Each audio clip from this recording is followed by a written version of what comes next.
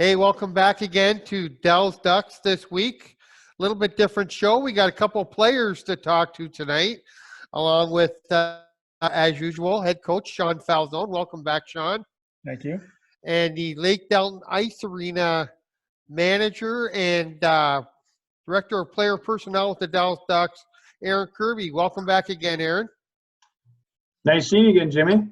Yes. So let's talk.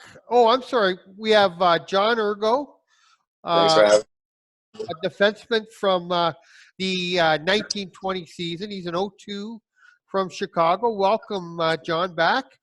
Thank you. Thanks for having me. And Ethan Koval, also another 0-2, and also from the Windy City area. Welcome, Ethan. Thanks for having me. All right, so I just, as usual, we're going to start off with just the past week. Coach, a couple announcements that we got today. The NCDC combines are back on track. The Chicago combine has moved to Dyer, Indiana, and it will actually be first now. June 13th and 14th was pretty close to when it was going to be anyway, I think, but it's going to be at a new site. Yeah, with the Illinois having so much restrictions on the COVID-19 stuff, so a lot of, like, Texas is opening up here next month. A lot of other states are starting to open up, so they moved it to Dyer, and we'll check that out and see how it goes. We're looking forward to it. And the Detroit showcase will be a couple weeks later in in Fraser, Michigan, suburb of the Motor City. I know you're planning to be at the Dyer one. Coach, are you going to be going to both? I'll be at both, so if anybody wants to stop by and say hi to me, feel free. I'm always around. I love talking about it. That's good. You were also at the Chicago Combine last year. I remember seeing you there, and you were heavily involved with a lot of your players, putting them in the NCDC tryout session. Maybe a lot of the players that we're going to be seeing this year. Actually, a handful of them, yeah. I brought a bunch of kids out there that wanted to see what the junior levels were like in the competition and get some of these kids out of Texas and see other players from all over, and they enjoyed it. A few of them got a lot of attention and attraction out there, and we had a line of coaches for one guy, and a couple of kids decided to go junior route, so I helped them get in that route, and the other ones decided to take another year, and a couple of them have joined us on our team this season. Well, that's great that it worked out that way. Also, one other thing I just noticed today, I don't know if it's really big news or anything, but we did run into the Worcester Oilers a few times in the past few years. I'm sure Aaron remembers them. We did meet them in the playoffs one year, and they are back in the, I'm assuming, back in the Great Lakes Division, an Ohio-based team that goes all the way back to the MNJHL days. So, Coach, anything else new in the last week that you can think of? No, that was the big announcement. One thing I wanted to talk about real quick is one of the ways I'm trying to help players move on and get opportunities. Our guys is that I'm part of the package deal they get with us is we put them in this program called Elite Junior Profiles. What it is an opportunity to help these players grow and expand themselves and get their name out there with other programs, college programs, specifically for our guys, of course. And they're doing a great job of making those connections. And I know they just partnered up with the USPHL, and it sounds like they're starting to partner up with some other teams in the USPHL. And so I'm excited to say I was one of the first guys. A buddy of mine's a gentleman who started the company, and we're excited to be part of it, and I think it's going to be a big addition for players to get the opportunity to get their names out and get seen by people that normally might not bump into them or not see them at a game or something. Yeah, that's great. Just a chance for a lot more schools to see them and stuff like that. That's going to work out really good, I think. The Ducks have in the past sent a lot of players to the college levels, but every advantage you can get really helps. That's great, Coach. Yeah, it's been funny. I've been going through all the older players, and we got a lot of kids that went to Europe and played pro, and and some semi-pro over here in United States. And it's kind of cool to look back and see what these guys are up to and what they're doing. And even the guys that I haven't coached just know from the Dells Ducks, and I'm excited about keeping track of them and see where they're all going to. Yeah, it's funny that you say that because I was just kind of putting a list together this week for a thing I'm working on, and the college level. And you're right. Just in the last couple seasons, there's been a number of Dells players. A lot of the Europeans end up going home and catching on to the pro teams, but we do have players in the SPHL and the Federal League. Yeah, so it's great to see. It's just to see them continuing to play. That's really the best thing. Yeah, it's fun. What's also kind of neat to me is I don't know if Duck fans know, or Duck Nation, whatever we want to call ourselves, but we also, it's always kind of nice to keep an eye on where these kids are going after as far as school goes and if they're playing. But we also have a former Dells Duck player that's starring in a reality TV show just air on Bravo TV June 1st. It's the 5th season of Below Deck Mediterranean. Alex Radcliffe will be one of those guys. So that's kind of cool. I don't know much about it, but I do know I've seen a lot of his Facebook pictures from the summer, and he made a lot of rounds over the winter months. Yeah, I don't know much about it either, but looking it up, it looks kind of like a Jersey Shore version, but on a yacht in the middle of the Mediterranean for the season. So it's kind of like that. And then, of course, you got Colin Cross from one of the first couple seasons. He's, doing the Nashville circuit as a singer-songwriter. That's kind of neat. So we'll be hearing about those guys, I'm sure, later on in these episodes. Yeah, the Dells Ducks making it big on and off the ice. That's really kind of cool. Let's take a minute here to chat with the players. I think that's one of the things that the fans are really interested in right now. Let's start with John Urgo, an 0-2 from Chicago. Came out of the youth hockey systems in Chicago, the Northwest Chargers, Chicago Blues. This past season was the recipient of the Unsung Hero Award, chosen by the coach of the Ducks, and really fitting because, John, you do a lot of the stuff that doesn't show up on the score sheet. Great shot blocker, good corner work, a great D-zone coverage, a goalie's best friend. And unfortunately, that doesn't show up in statistics, but I'm sure that you take pleasure in helping your goalies have big games. Yeah.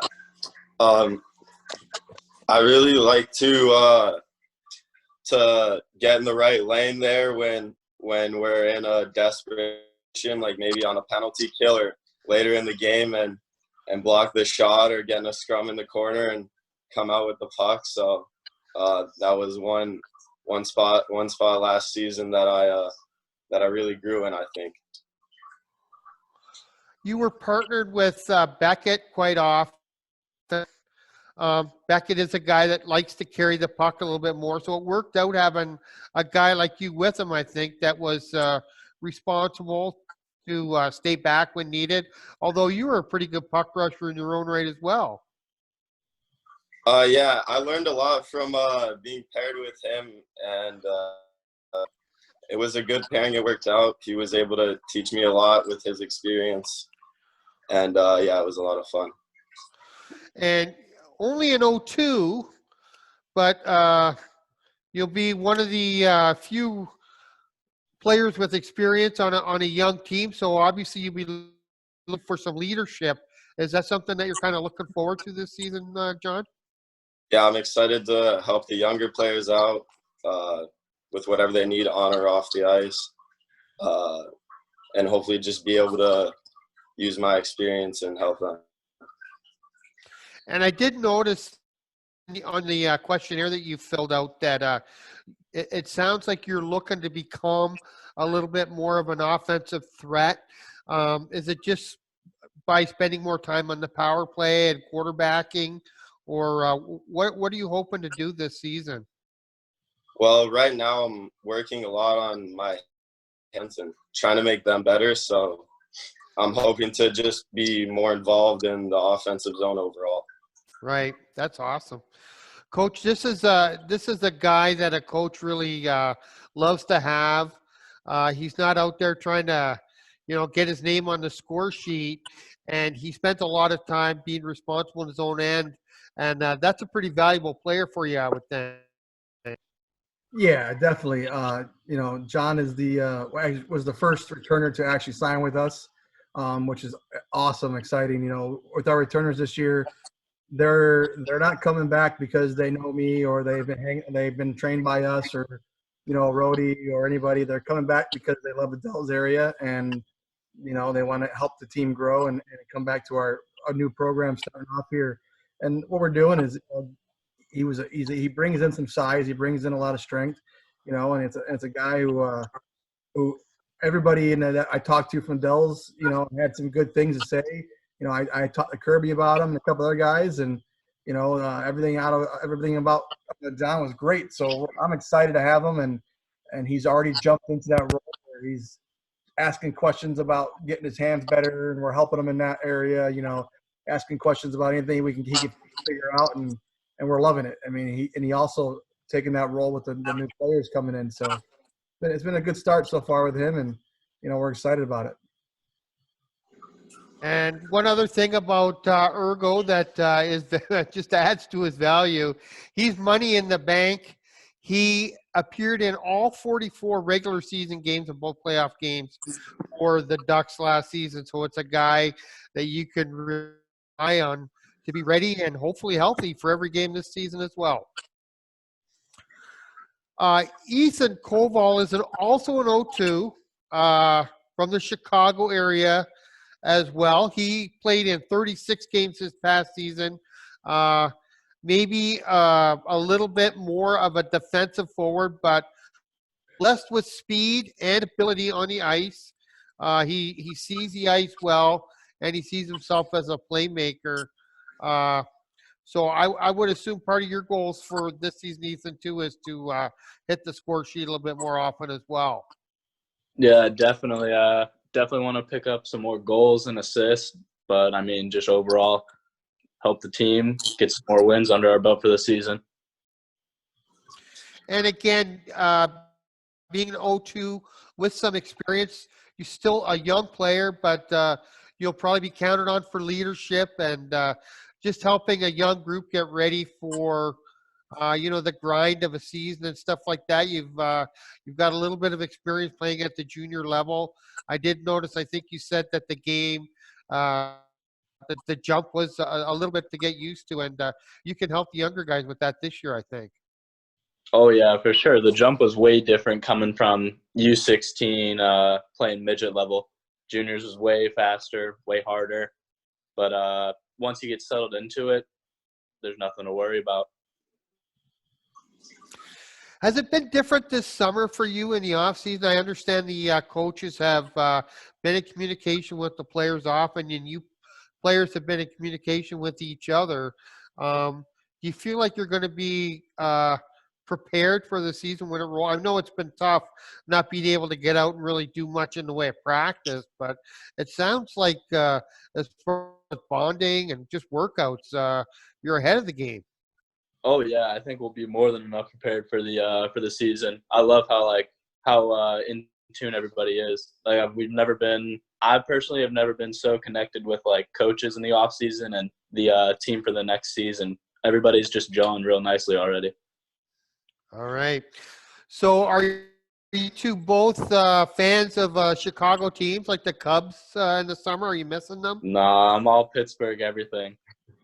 Oh, so you're Pirates fan. Yeah.